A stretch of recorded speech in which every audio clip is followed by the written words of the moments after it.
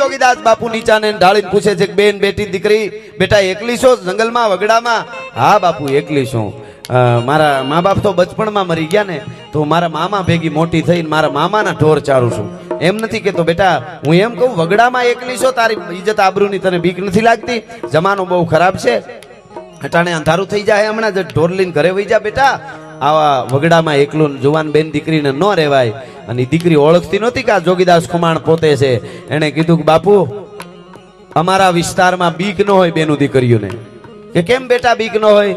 કે જોગીદાસ ખુમાણના બારવટા હાલે છે, કોના બાપની ત્રેવડ છે ઊંચી આંખ કરીને અમારા સામું જોઈ હગે. આ હા હા હા 18 વર્ષની દીકરી એમ બોલી, કોની તાકાત છે કે અમારા સામું જોઈ હગે?